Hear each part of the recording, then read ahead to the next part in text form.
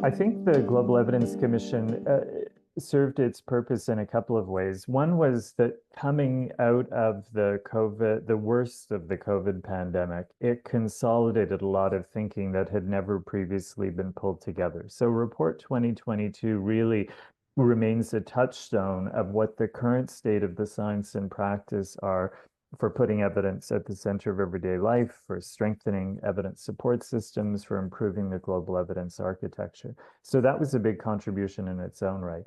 The second thing that I think the Evidence Commission did was it consolidated focus around three implementation priorities.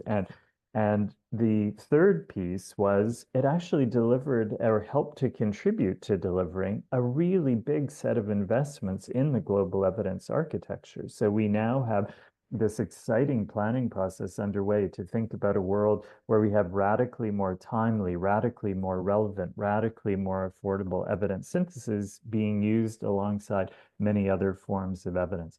And I think that although a lot of the impacts ended up being achieved at the global level, that will power a lot of activities at the national and local level. It will now be much easier to bring in this global evidence and put it alongside many needed forms of local evidence.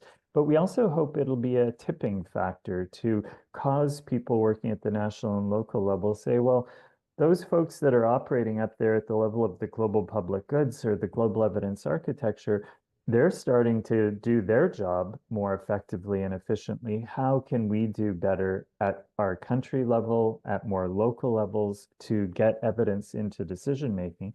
And how can we also use that global evidence to power our efforts to put evidence at the center of everyday life? So in summary, I think we consolidated a lot of thinking that had never been put together before. We help people to focus on three really important areas that required a collective impact approach. Third, we were one of a number of really key contributors to launching what is now a really bold planning process for the Evidence Synthesis Infrastructure Collaborative. And fourth and finally, we created momentum that we hope others will build on.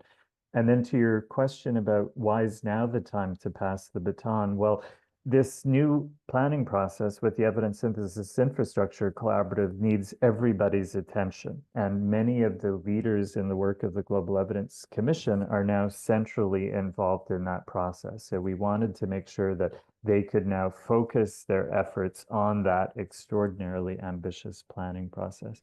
And it also felt naturally that if a lot more of the work is now going to happen at the national and local level to use those global inputs, but also to formalize and strengthen systems happening at that level, we needed to start to think differently about which groups were going to be front and center in the pursuit of those ongoing opportunities. So natural time. It was always meant to be a time-limited process, and we accomplished a lot in 4 years, and we hope we've put some additional wind in the sails of other groups who will now be taking the work forward.